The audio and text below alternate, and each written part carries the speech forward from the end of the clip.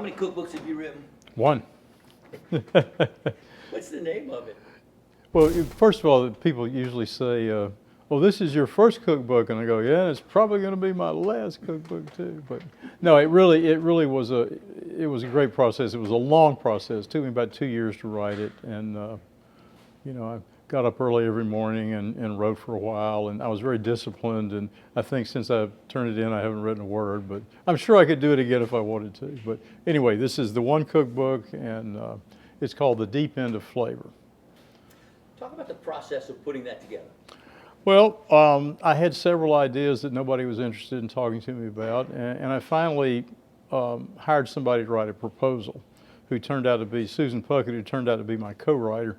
And when we submitted the proposal, it was 60 pages, so a lot of that is included in the book. The publisher is Gibbs Smith, and they live in Utah. So there was a cultural difference, with a lot of things that we had to go through. But you have a world notoriety, an extremely popular and well-known restaurant in the French Quarter. How do you choose what goes in? How do I choose what goes in the book? They did not want a restaurant book. We tried to shop a restaurant book, and nobody was interested in that. So I got to include some recipes, that aren't in Finn's, some of my childhood recipes and some of the dishes that I've, picked up in my diving travels around the world. But the focus of the book and what they wanted, and they had a lot of power in that regard, was pretty rustic stuff, simple dishes.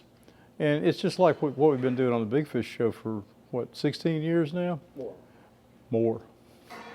17 years? Anyway, a lot of years. It's basically, it's not a chefy coffee table book. It's a book, it's a technique book for the home cook.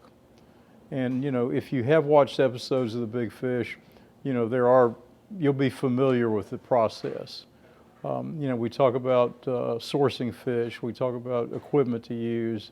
We talk about, prioritizing tasks. So when your fish is ready, it's ready to hit the plate in front of your guests.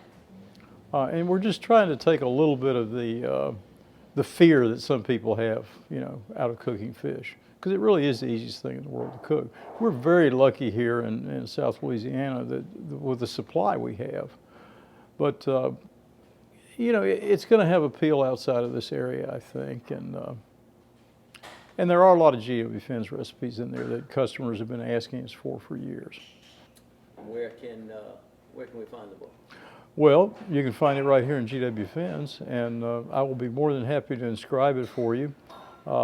If you don't want to make a trip to the restaurant, you can go to our website, which confused me, but I think if you click About, it brings up the cookbook process. You can pay for it online. I will still inscribe it for you.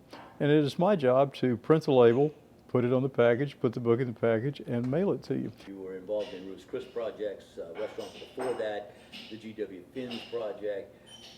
How does this book compare? Well, it was really just disciplining myself to sit down and write for, an hour or so, 6 days a week. And my co-writer, Susan Puckett, who didn't really write a lot of the words, but she did a lot of the organization, which is a very important part. We played around with different ways of presenting things, and I think what we came up with works pretty well. My childhood best friend, Danny Lee, got the photography job. Now, I had a picture of us standing out in a cornfield passing a jug with the Marlboros rolled up in our T-shirts and hair down to our elbows, but unfortunately the resolution wasn't high enough to make the book. But he just came and slept on my couch a couple of weeks. I styled all the food, and he did all the shooting at the restaurant. So, and he's got a lot of outdoor scenes too. We went down to the tuna docks, watched them unloading boats, and I originally thought they had too many, French Quarter scenes, but the way they put it together works very well. I guess they know what they're doing. And I think, part of the appeal of the book is the appeal of New Orleans, for people outside the area. We live in a very special place. As far as a product comes out, where is it in your heart? I'm happy with it. And a lot of people said nice things about it, and I'm old enough not to believe my own PR, but it's nice to hear about you know, and I want to hear from people that buy the book and cook the recipes. That's really, that's the ultimate feedback to me, because somebody buys a book, you know, goes to the trouble of sourcing the ingredients and then following all the steps in the recipe, it should work.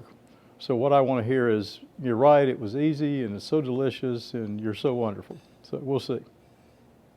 That's it. All right.